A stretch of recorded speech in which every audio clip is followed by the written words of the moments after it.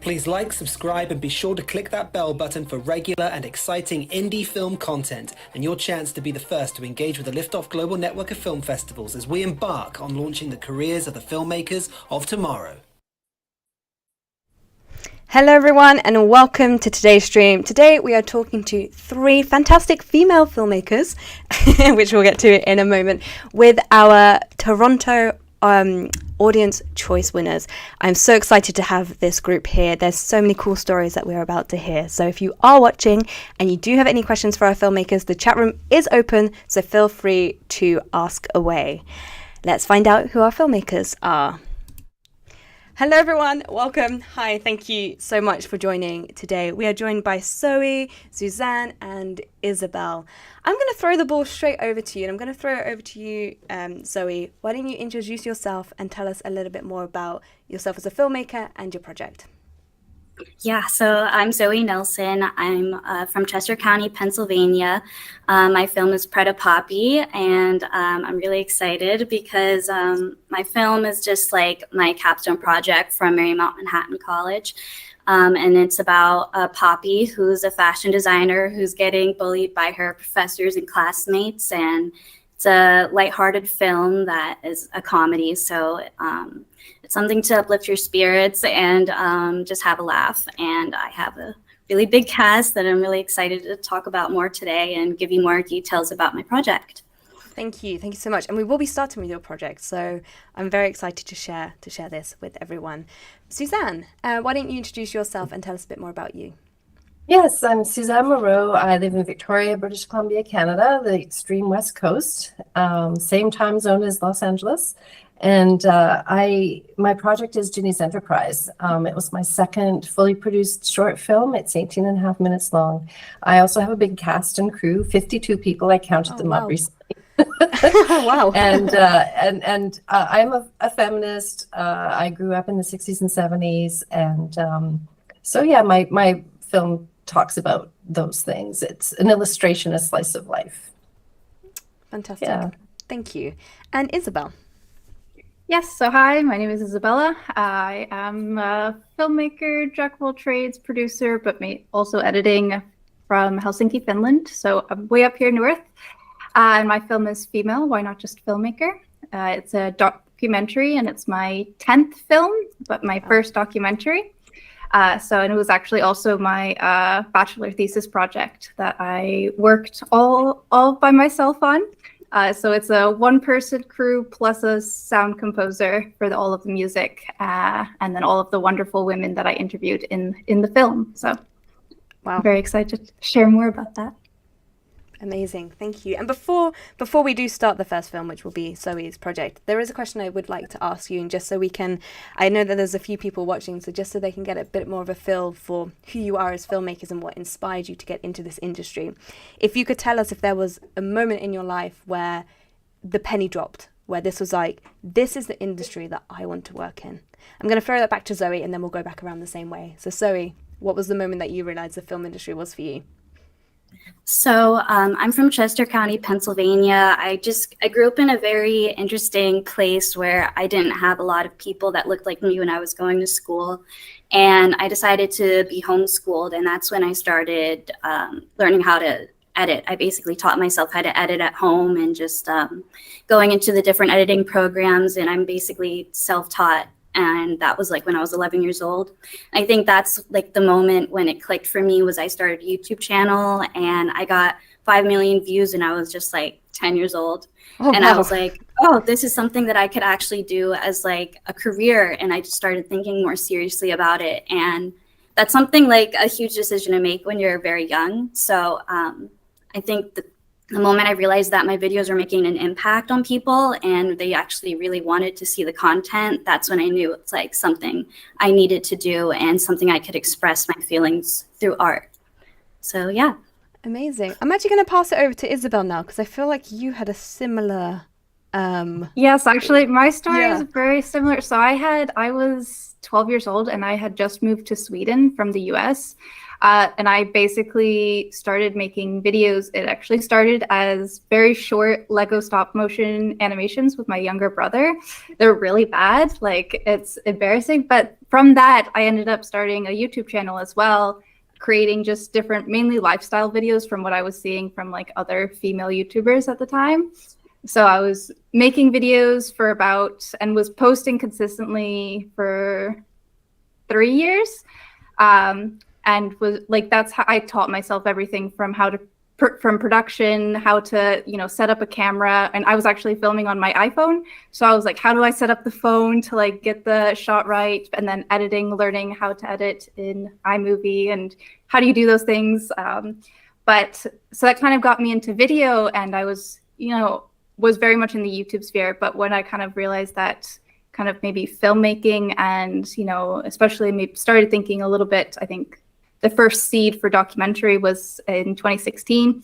I produced and filmed and edited my first short film for a 48-hour film project. Oh, perfect. I love those. But it actually ended up being like 12 hours because like all of the footage got like messed up. So it was like in 12 hours of a film project.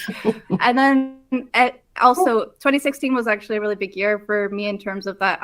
Did my first short film. I did my first commercial work as well. Oh, cool. For social media content. And then I also joined my high school broadcasting team. So I kind of was like very thrown in out of YouTube basically and learning all of these different things. And then from that, I've been just working mainly in like content marketing for video content, and then also doing short films on the side, and now also a music video recently. So I've just kind of been building those skills of producing. And I think that's really what kind of sparked it for me, was just from such a young age of finding video as a medium and then learning that, actually I can do a lot of different things with it and how to tell stories in different ways.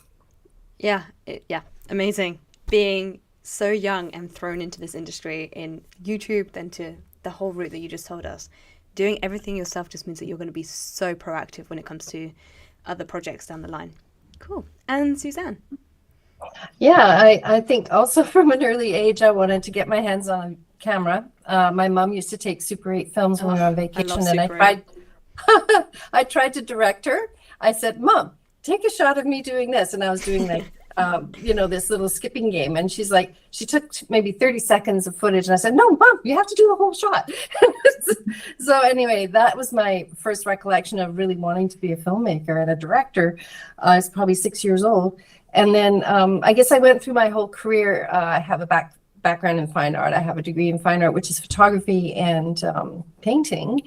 And I went through my whole career because I didn't fancy being a starving artist. So I went through my whole 30 years in another field, completely different, but kept up my photography. And I noticed after a while I was taking so many videos that the penny dropped for me when, after I retired and had a few years to think about how I wanted to direct my creative visual art energies, that there was this society that was offering a mentorship course in everything about filmmaking, from screenwriting right through to post-production. And I thought, I wonder if they'd take me.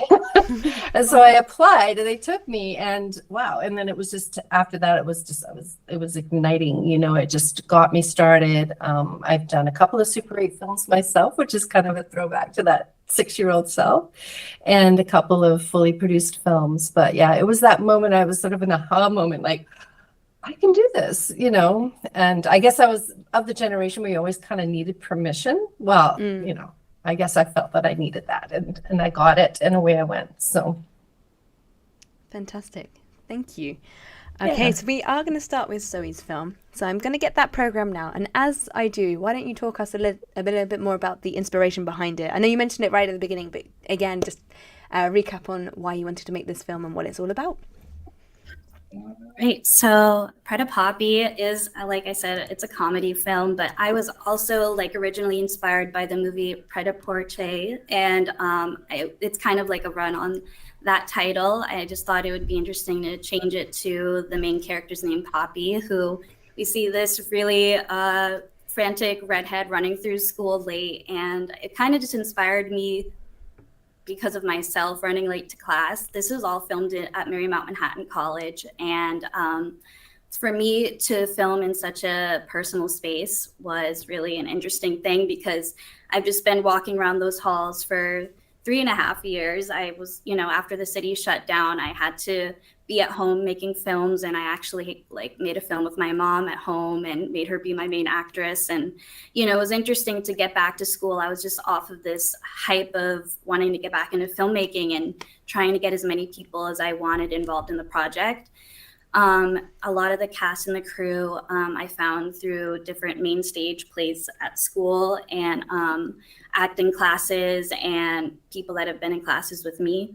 And I basically was just inspired by who they were and their personalities on stage and in their performances. So I feel like you see a lot of the actors within the characters themselves. And I think it's just something that has a more lighthearted message, where it's even if people are dogging on your project and even if people don't like what you're doing, you still have this more, I guess I want to say a light view of seeing how you don't have to submit to what everyone else is thinking. You can do your own thing and you can be proud of who makes you unique at the end of the day. And it's just supposed to be something that's happy.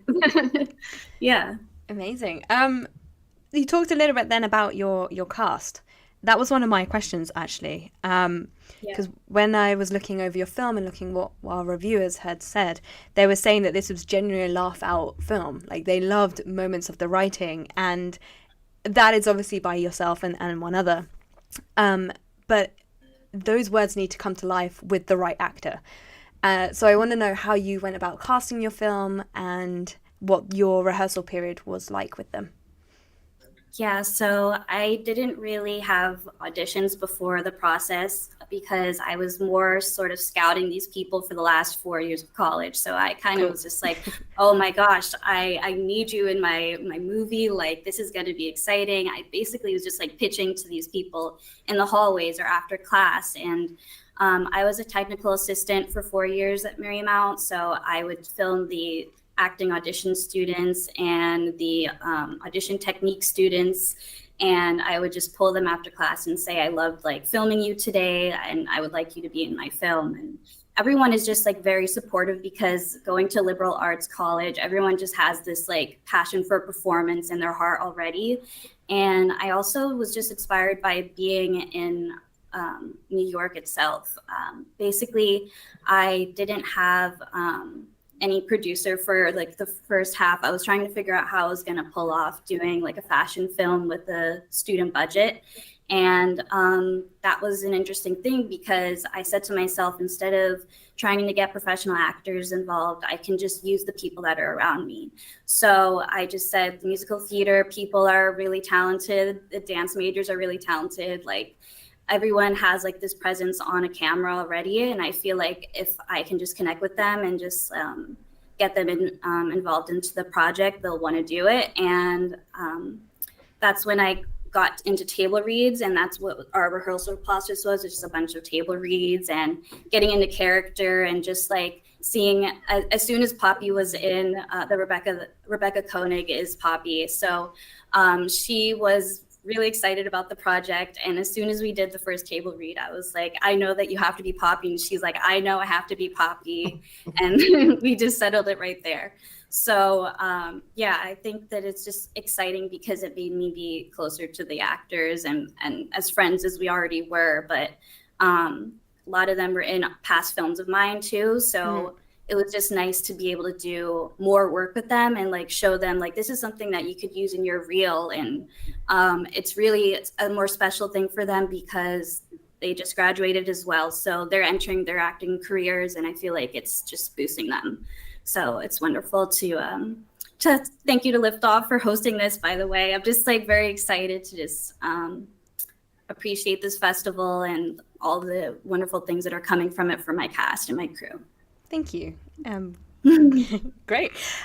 So that it seemed like the casting and working with the actors was quite an easy challenge, I guess, because you had such a relationship with them from the past and over the past 4 years, as you mentioned. So I guess that is one thing that worked really well. But was there something else that you really, really love about this project, and maybe it took you by surprise when you saw the finished film? Yeah, so I had two producers, Sharon Letalon and Peter De La Cruz, and they're alumni from Marymount Paton College, and they were like major champions for my project. They were like mentors for me my senior year, and I didn't know where I was going to film the fashion shoot that you'll see at the end of the film, but basically to have that gorgeous space was their home in New York City, and they had this amazing rooftop space for us, and they said that we could come and film with them, and we also did our rehearsals at their place as well, and it was just like a really great bonding experience for us. And I think that was what made it memorable, was like seeing like the connections that I made for this film translated into making the film look better as a whole. And yeah, so I think that was like a really turning point for me. It was just seeing like, oh, this is something I could do as a career. I really feel drawn towards like film editing, as I was talking about earlier, but also fashion as well. So like watching like people do edits for Vogue on YouTube and, you know, things like that, that's really what interests me. So I was able to do my very first like fashion shoot. I felt like I was on the set of Vogue or something. It was just like a really turning point for me to like do something I've never done before. Nice. Let's talk about some hurdles that you had to overcome. So we've talked about lots of positives. So what problems came on the shoot day or prior to? What was one of the major things that you had to overcome? Yeah, so as well, working as like a student, I was basically kind of working around everyone's student schedules. Everyone had, you know, all these actors are also trying to do real auditions outside of school and have jobs outside of school. So working around the schedules and making sure there are people in the same room at the same time was like, it's extremely difficult. But I think it gives the certain Wes Anderson quality. He's one of my favorite directors, and I just love giving people solo moments on the camera. So even if there's scenes where you just see like one person to another, like it's usually because we weren't all together, but we were. And it's just interesting to work around who wasn't in the room and still have these connections be made on like through the acting, to see people that aren't there. And it's just like, that just shows like the energy that we had in the set, that we were all really confident in what we were doing. And also the script we realized could be like a feature length film or something. So we had to cut down a lot. Yeah. And yeah, I think every director has to get to that point where like at the chopping block and you don't want to let certain things go, but we had a 10-minute time limit. And I think that's something that I didn't initially appreciate. I wanted to have a longer, like 20-minute film so I could feel like I really did something like super solid. But I realized that in the 10 minutes, I got down to the crux of the story. And I think it flows way better as a 10-minute story. It's a really interesting point what you've just said, because as a director, it's really hard to let go, especially if you know that you spent a lot of money creating that scene or a lot of time and effort went into perfecting that piece, but it actually doesn't aid the story. So to learn that quite early on is great. And as an editor as well, I'm sure you've seen that with other people's work. So that's a really good takeaway. Thank you for sharing that. How is the film doing on the festival circuit? Yeah, so we're applying to other festivals, waiting to hear back, and Liftoff has been our liftoff into the festival circuit. So I'm just really excited to see what is to come. I think that we have a really bright future ahead of us. This is like a really exciting thing for all my cast and crew, like I was saying, and I think that this is something that is very good because I'm learning a lot about who I am as a filmmaker. I'm connecting with amazing people like Isabella and Suzanne and other Liftoff people, and it's really exciting to just be a part of this community. So it's exciting. And what's next? What are you working on now? So right now I'm just a marketing assistant at Zao Development. I'm working with my parents, and I'm also doing a whole lot of like Premiere Pro editing classes because I want to be a stronger editor right now. And I'm also doing job interviews and things like that. It's just been an interesting process a year after graduation. So, but it's just really exciting. And yeah, I'm just excited to see where we're going. Well, I wish you all the best with everything that you're working on. And the film has now come to an end. So that was like a very nice, natural pause and a natural end. But before we do move on, I just want to pass it over to Suzanne and Isabella. Do you have any questions or any thoughts after what Zoe was saying about her experience? Sure, I'll go. I hear so many similarities with your experience with that film that I also encountered. Getting crew was particularly hard, especially on a long weekend when I was shooting over 4 days. And even though I belong to a community of independent filmmakers here, there was still a real huge challenge, and it wasn't until right down to the last minute that I actually got a full crew. And then I had to share some roles, like assistant directors were different for each of the 4 days, and I had different PAs on different days. But yeah, I hear you. All of those challenges were ditto. And it's also fabulous to have met you two as well, both Isabella and you. So yeah. Thank you. Fantastic. Yeah.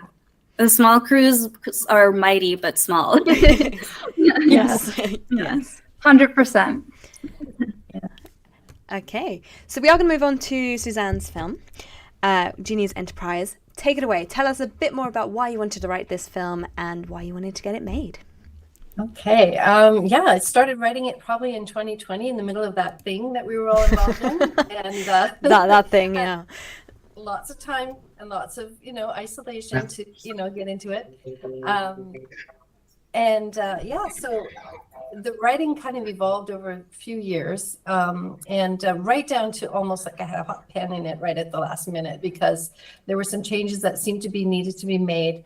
After I had my 4-hour intensive conversation with my cinematographer, Kelly Conlon, who's very experienced, and she's also the editor. So it seemed that there were some logistical things that needed to be fixed. So I added a whole new character, and guess who played it? My producer, who's also acting in another role, and she was delighted. And some of the other challenges, like for example, in the writing, I had to be culturally appropriate for the time. It's a historical fiction film. It's set in the 60s and in the 90s. And we needed to know what the proper sort of deportment was for an Asian grocer in his interactions with 2 little white girls at that time during the kind of aftermath of the Second World War and in the Cold War. So there was still a lot of xenophobia, and there was still a lot of issues there. So I consulted quite deeply with my husband, who's of Japanese origin, his family and his extended family. And we got some great feedback from particularly the women in his family. And we were able to shape that character, which he played in the film. So it was a real family and friends kind of thing, but it still was a meaningful consultation. His dad is actually turning 99 this year, and he was instrumental in getting us. Yeah, he lived through the internment in the 40s during the war. So that was the writing challenges were to try and get it as succinct as possible. I had to really focus on a particular stream of, a day in the life of this little girl and the things that she encounters, and to try to get rid of all the peripheral distractions that initially were in the film, in the writing. So I had some great feedback from festivals and clearinghouses, got some finalist standings for it, but I think putting those finishing touches on it, probably it would have done better in those festivals if I'd known. So making the film itself really helps writing. It really does. It's like a feedback loop, right? Yeah, absolutely. Seeing the whole process from start to finish, and then how it does after you've completed it on the festival circuit, it's the biggest learning curve you can ever do. I'm glad to hear that you've learned so much. You touched upon that this is set in the 60s, 70s. And one thing that I wanted to talk about was the art direction, because I feel like it is so good for an independent short film. I think you've smashed it. So can you tell us a little bit more about your process with the art direction? Love to. That's one of my passions, being a visual artist. I was the art director. I head up the art department. I had some fantastic collaborators. the set deck was a lot of the items in the set deck were from my mom's kitchen. So, things that she'd passed on to me, like mixing bowls and different appliances and things like that. But we sourced a lot of those items from a local theater. Initially, I was going to set the piece. We were going to use the theater as the location, and we were going to build the kitchen. And that just proved to be almost impossible. It was way too ambitious. And because thankfully we actually had some issues getting a contract signed with the theater to use the space, and we had some conflicts with other users, that I ultimately found a different location, very helpfully from a previous assistant director that I worked with, Zoe Hong, who suggested this heritage society that had basically a museum with a corner store that was almost like perfectly set. And their kitchen was not 60s, but it was close enough. And they had an office that was full of 90s furniture. I think this is a dream come true. So we had a lot to start with, a lot to work from. So really it was all about set deck.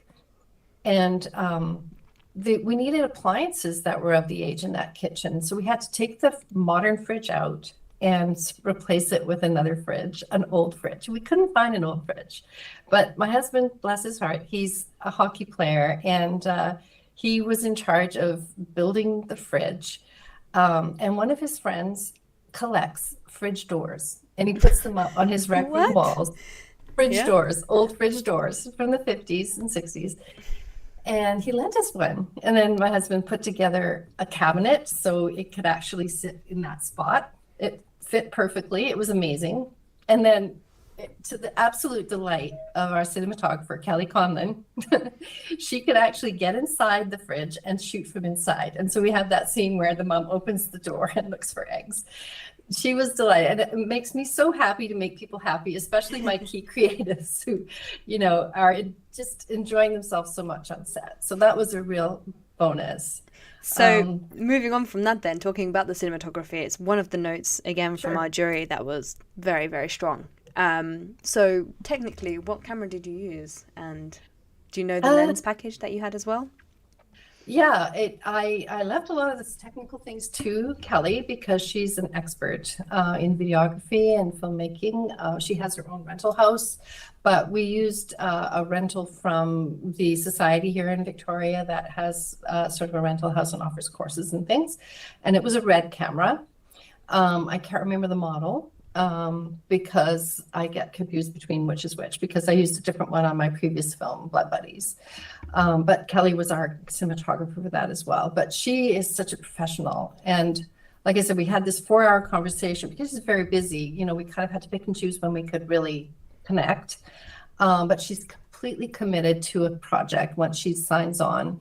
And so she basically handled all of those things. And the lenses that we used, which were anamorphic, it was her idea. And I totally commend her for this idea. It's a wonderful, creative meta idea.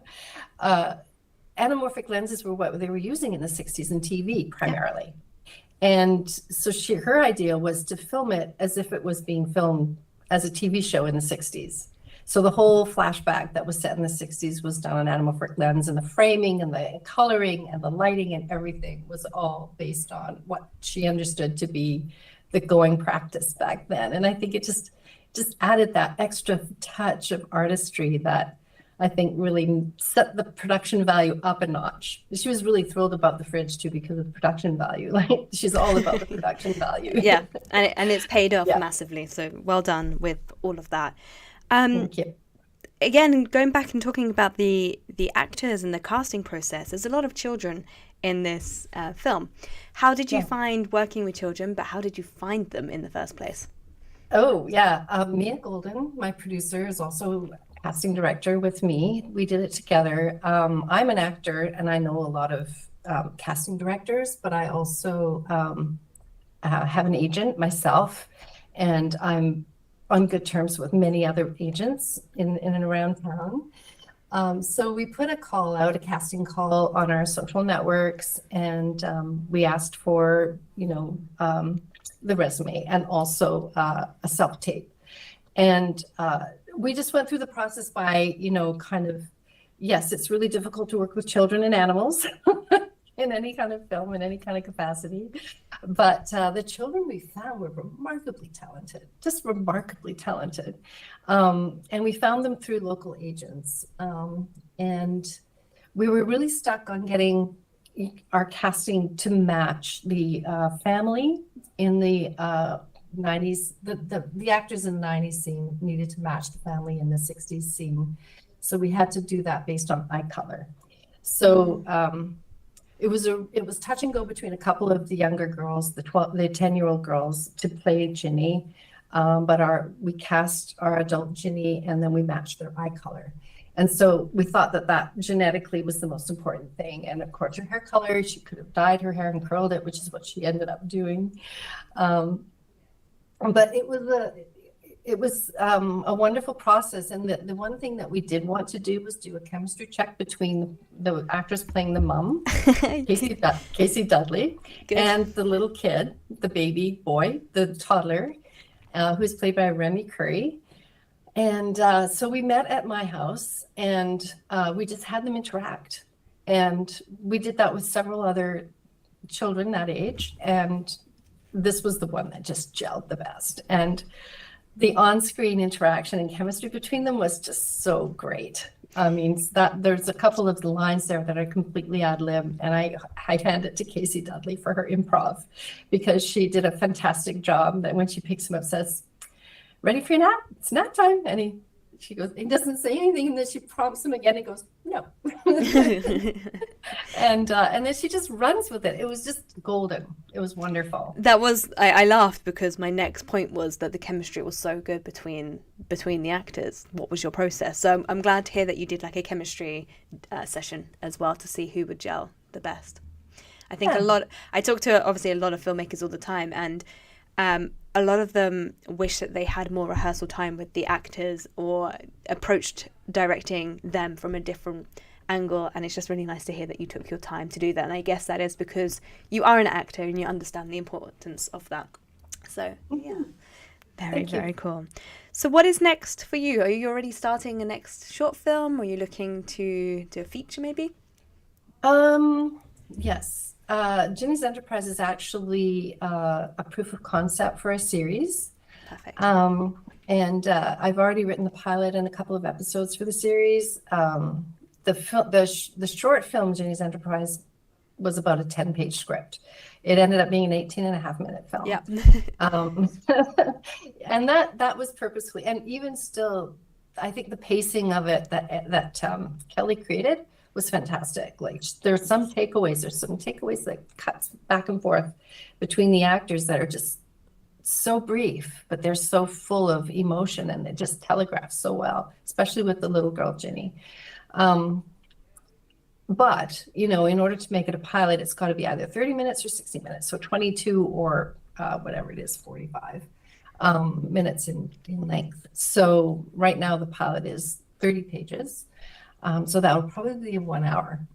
Yeah. And the premise is that it's all about the adult Ginny in the series, and she's a professor who goes a little wayward, a little outside of the box. She's had this childhood trauma. She's helped someone else with it, but now she's setting out on this enterprise, which is a little bit pushing the ethical boundaries of what her role actually is as a professor. And we kind of hint at that in the first scene. It's not her purview to be giving, advice, psychological therapy or whatever, but that's what she ends up doing. It's her own kind of version of empathetic therapy. And then her student decides, oh, maybe there's something here that we can do to help other people. And so that was sort of to set you out on the premise that there's more to come. And so hopefully that will work. And I have a couple of other shorts that I'd like to make, which are all related in the same through line. It's female empowerment. Yeah. And so that's kind of where I'm going. I'm not sure if you mentioned it, maybe you did, but the full cast on this is female. Is that correct? There's a couple of males. There's the two boys in the Sorry, I meant crew. Oh, crew. Not quite. Actually, I did a little number crunching yesterday because Yeah, actually, there's about a 60-40 split. Okay. We really tried to get, well, all of the key creatives are female. The director, producer, writer, cinematographer, editor. Great. And, you know, it was led by females, but yeah, out of necessity, there just aren't enough women available who have the crew skills. So we did rely on some very sympathetic men to come and help us with that. But yeah, it's about a 60-40 split, 60% women. Yeah, fantastic. Thank you. Yeah. Great. Isabella, Zoe, do you have any questions for Suzanne, sorry.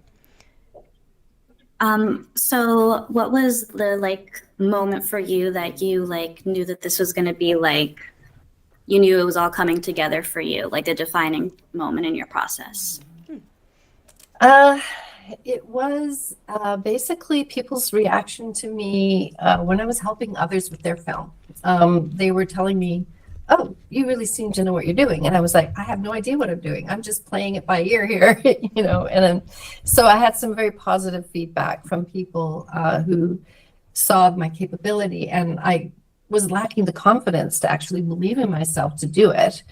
But the more positive feedback I got, the stronger my confidence built. And then that moment when I just, you know, I got enough positive feedback from previous people I know who are very well versed in filmmaking and have done lots in this community, said to me, they just gave me a nudge. You should direct, you know, go ahead, make it a female film. And so I owe a debt of thanks to those colleagues that helped push me into the. Actually, the first assistant director position I took was because the assistant director had to bail at the last minute through no fault of their own, and I was just shoved into that position, and it actually worked out really well. So, you know, those sort of things just kind of built the confidence to allow me to believe that I could actually do it and then just dive in. I had a great deal of support, especially from Mia Golden. She's my producer. She was the first to sign on for my first film, Blood Buddies. Oh no. Oh. Suzanne is Oh frozen. no, we lost her. Hopefully she comes back in a second. Isabella, do you have any questions for Susanna as well? And if you do, then when she's back we can get that and then we'll start prepping. Oh no. Technology. yeah. Talking about that. I thought it was going to be me who would end up leaving because mine has been all finicky. You're back. Oh, there we go. That happens occasionally. I know. And I'm sitting right on the router here, so. You're back. Yeah. Cool. Yeah, Isabella, did you have any final thoughts? I think I would just kind of love to hear how that process of working with a majority female crew. Was this the first time that you've worked with like a 60-40 or like a majority women, or have you worked on your other films or in other productions that you've been on that have been also majority women? Yeah, like the first film I mentioned, Blood Buddies, is female coming of age. It's about puberty. It's about the first period. It's about the dynamics in a very female group. All of the cast in that film were female, except for one person, the bus driver, who was a background person. And there are 12 to 15-year-old female actors in that one. So I tried to get my production team together, and a lot of the men were just like this, like, you know, I'm not going to go and work on a film about female periods. So, so it's kind of out of necessity. But, you know, because I was introduced to a few different people in the indie filmmaking community here who were female, who were very, very supportive right from the beginning. It just seemed natural. And also there was somebody who floated the idea that, it should be an all-female cast, an all-female crew. I said, well, I'll try. But it wasn't important to me at the time to make it all-female because I'm an equal opportunity person. I believe in gender equity. And it's not binary for me. It's definitely the whole spectrum. You know, so I didn't really want to have that binary attitude. But at the same time, I thought, you know, get as many women on board as possible, and we'll see where this goes. So yeah, it actually premiered at La Femme Film Festival in the States, which is a very feminist film festival. So I thought, yes, you know, we got our But obviously, this is the first screening for Ginny's Enterprise with Liftoff, and I'm so grateful to Liftoff as well because of all of the opportunities that you've given us to put our film out there in the world and have people see it and comment and rate and all those things. It's a wonderful, wonderful process. Thank you. Thank you. And it was so good to have you in the focus groups and the online networking and taking part in everything that we were doing as well. So thank you for that. And good luck with everything. I think this project has a lot of legs. So I hope in a couple of years the full series will be made and available to stream somewhere. So good luck with that. Moving on from female filmmakers to Isabella with your film, Female Why Not Just Filmmaker, another strong flag for female filmmakers in here. So we're going to get that loaded and then take it away. Tell us a little bit more about why you wanted to make this documentary. Yes. So just as a little bit of background, it's a documentary that kind of goes through the 100 plus, gives like a brief history lesson, but then it kind of also explores why we use the term female filmmaker and kind of what opportunities have there now been arisen to give kind of a place for women in film. And really, I think the idea for it sparked again in 2016. Okay. When was a busy year. It was a very busy year apparently when I look back. But a very the seed of it, because I had done a history paper and had decided to just find out if there had been any women in early film history. And apparently there were. And I wrote a history paper about why the women in the early 1900s disappeared in the 1920s from Hollywood. They were basically shunned, and I kind of go through that in the very kind of brief history lesson of why. Essentially, the reason is men and money came into the industry and, shut women out. And I kind of had put that on a back burner. There was no way that I hadn't even maybe fathomed of the idea that back then of that this could be a documentary. A couple of years ago, I was gearing up for my bachelor's thesis, and there was a lot more research about women in history, and I was just like, this is what I have to do. I have to, and I was kind of connecting with so many women who are kind of starting their careers or within the industry. I was learning about, filmmakers from around the world that were just coming in, and I had no idea they basically existed until the past few years. So I just wanted to dive deeper, and actually the written part of my thesis kind of goes much more into the history, whereas the film, so Female Why Not Just Filmmaker, is really kind of with these women that I interviewed about their stories, how they feel about, the gender inequality within the industry, how they are kind of battling that, or how do they kind of go against it, and what they're doing that's really kind of changing the industry in a way. So a lot of the women I interviewed were actually a lot younger. They're around my age. So Gen Z, very late millennials kind of in that way. So it kind of gave a very fresh perspective. And what I wanted to do was that very focused on that YouTube, TikTok kind of background that these filmmakers have, and how that's kind of growing the giving opportunities for young women and young filmmakers in general to kind of build their skills and build a reputation for themselves before they get into indie filmmaking, or before they go to Hollywood, for example, or to anywhere where there's, not just, well, I think this was a really great quote from one of the filmmakers, Rebecca Shopshaw, that I interviewed. She was like, I'm not living in Hollywood, she's just existing, and there's so many women that were around her. So I think that was just such a great quote that from her that it's been sticking in my mind ever since. And it was just an amazing experience. A lot of the women that I also talked to, I had never kind of talked to before. So a lot of what ended up happening was we had scheduled a 30-minute call, but then it ended up going for an hour or two. We were just talking, just kept going, because we were just I had gone through the questions, and then we just wanted to keep talking about things, So it was just an amazing experience in that way, to connect with so many women and really share their stories. I think hearing this and seeing the finished product, you must have had hours upon hours upon hours upon hours of content that you needed to cut down to the 30-minute mark that you've got the project to. So that sounds like a huge hurdle in itself. What was that process like? So I ended up, all in all, interviewed 20 people. Yeah. I actually interviewed one guy, but didn't include, and there's a couple of interviews that I didn't include at all, just because I just didn't work in it anymore. So 20 people, all roughly from, I think the shortest one is like 25 minutes to like up to 2 hours.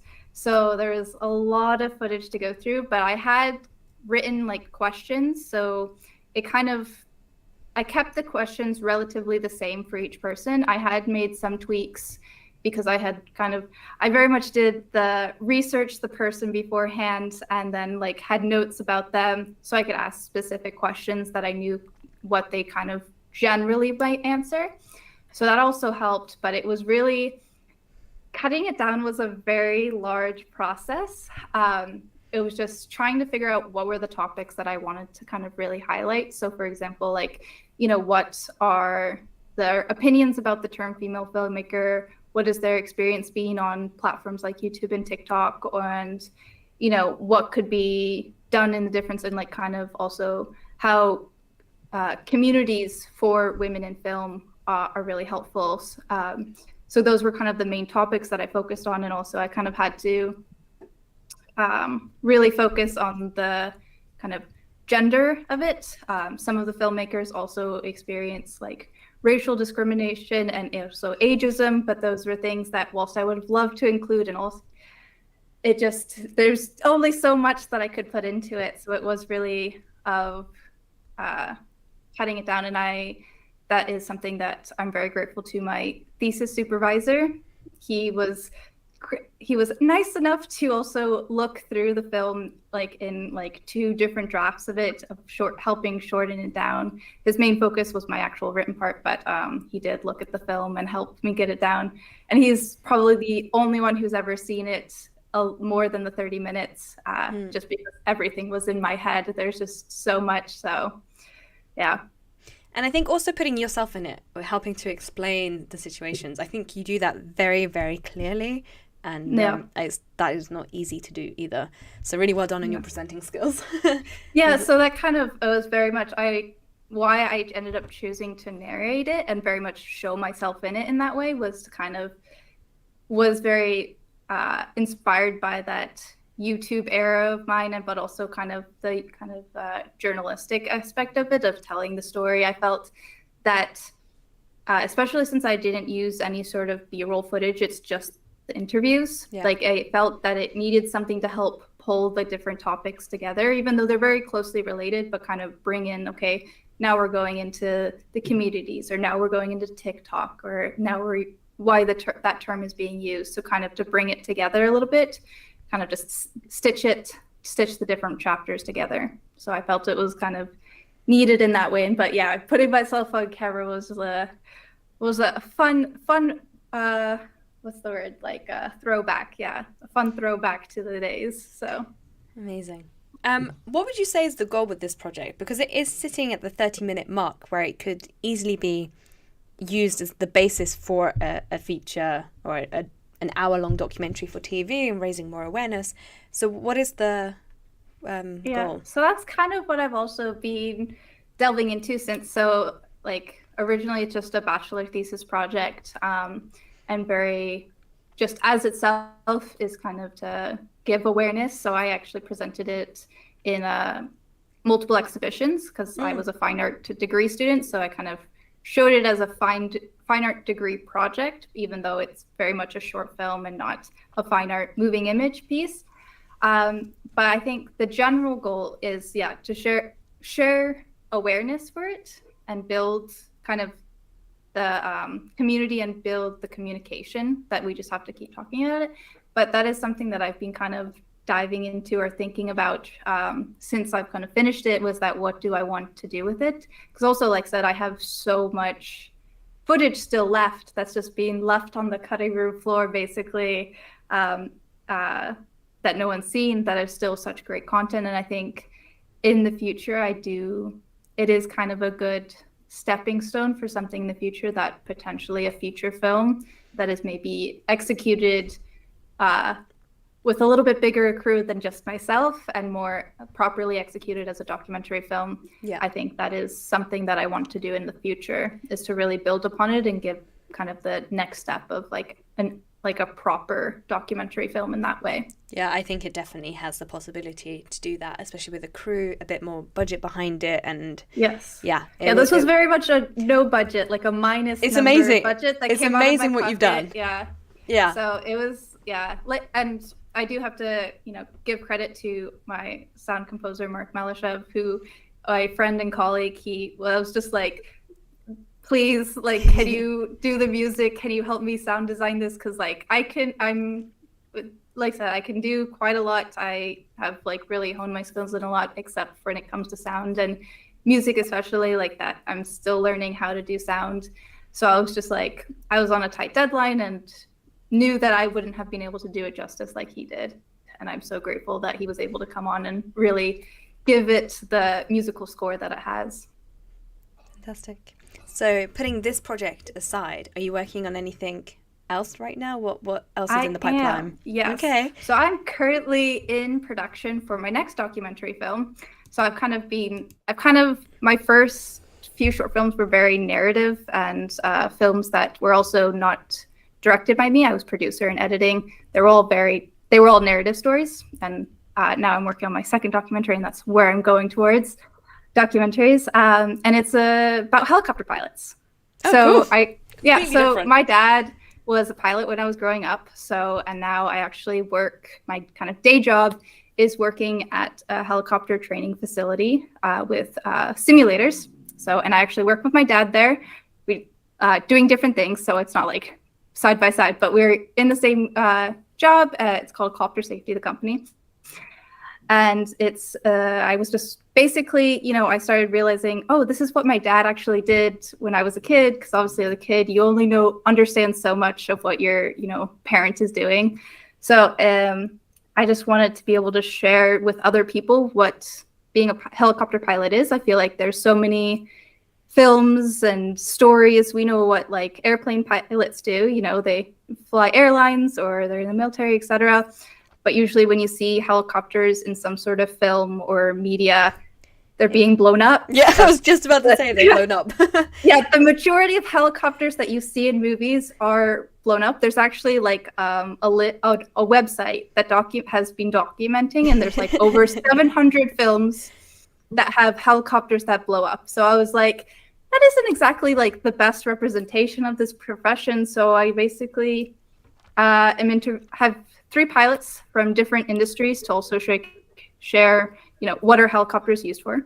And these 3 different pilots, what their stories were of how they became pilots, why they became pilots, and what does their day job look like. So I'm currently in production for that. And actually next month, we will now, we already kind of filmed the main interviews and like the main kind of training aspect of how they do their training.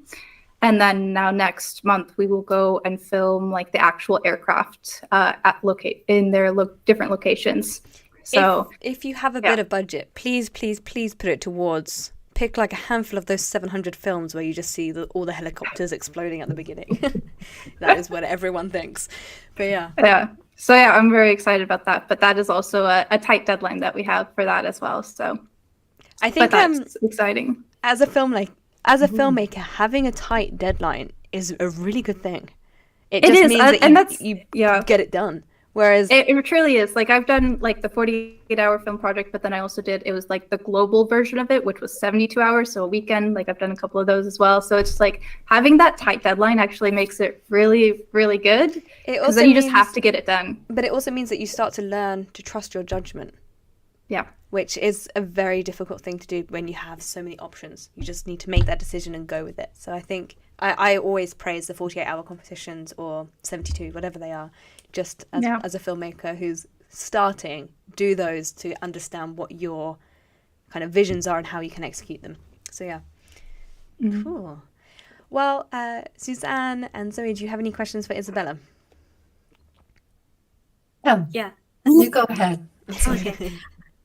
I was gonna ask what what made you shift from doing narrative films into doing documentary? And I know you're going to be continuing doing documentary, but like, how are there other documentary things that you would like to do? Is this a path that you would like to keep going down? And I think it's really, really exciting and unique. Yeah. So I don't know what like exactly sparked it. Like I have difficulties with like just in general figuring out what exactly sparks, but I think like for me, I just have always leaned towards being able to tell stories. I feel like with like real stories, I feel like with narrative film, for me, I work better. Like I can do those, but I feel like I work better in narrative films as a producer or an editor or a cinematographer. But with documentaries, I feel like I can also be the director. I feel like with narrative films, that's not what I want to be directing, whereas documentaries I do. And I think it kind of stems from that high school broadcast team that I did. And I'm so grateful for my teacher at school who kind of basically introduced journalism to me in a way that wasn't just what you see just on the news, because we were focused on different school things of how you can tell stories and building kind of like a real story rather than a fictional one. So I think that really sparked it for me. And I just enjoy documentaries. I think just like being able to be a fly on the wall or kind of go in and capture someone's story. So I think that is, at least for right now, that's the path that I'm going down. In 5 years, that might change and I might go back to narratives, or I might, do something completely else. Maybe I don't know, do more music videos. So I think right now it's documentaries. And yeah, I definitely have quite a few ideas for after the helicopter pilot film that I'm trying to figure out how I want to actually accomplish those. You will. Yeah. Thank you. Yeah. And my question is sort of along the lines of the theme of your film, which was, I think underrepresented groups really need a boost. And I think you've really made such salient points about that in your film that really resonate with people. And it's not anti-men, it's kind of like anti-patriarchy, which is yes, perfect. Exactly. Like feminism is not anti-men. It's about equality. Yes. It's about choice. It's about being able to fulfill your potential, no matter what your gender, on whatever part of the spectrum you're on. So I really applaud you for that.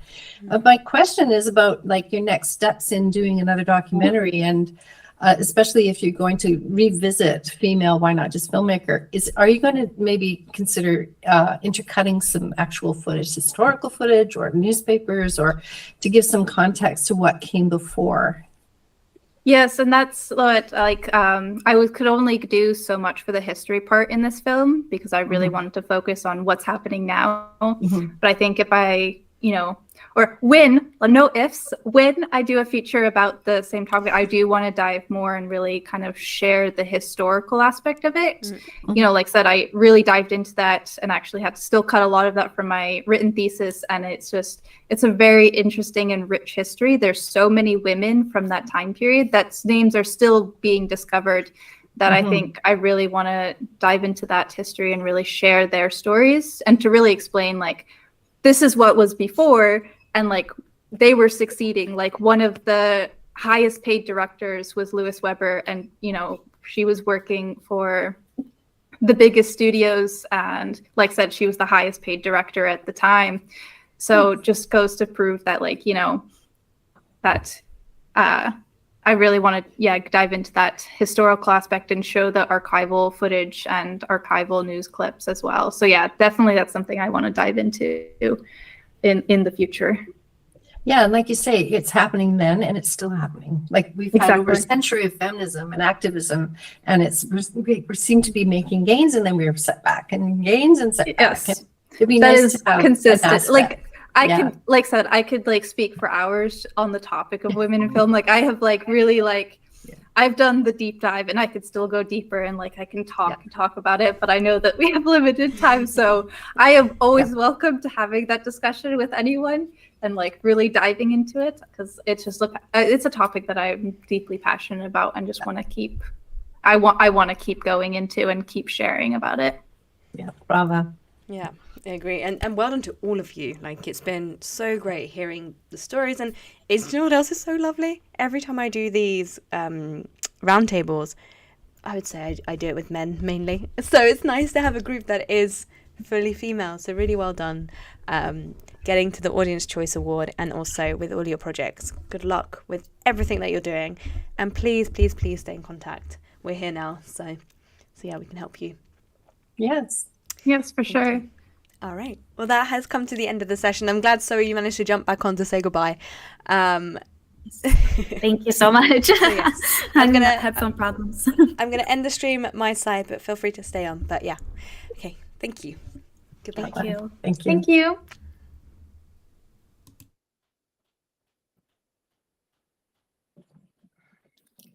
Wow.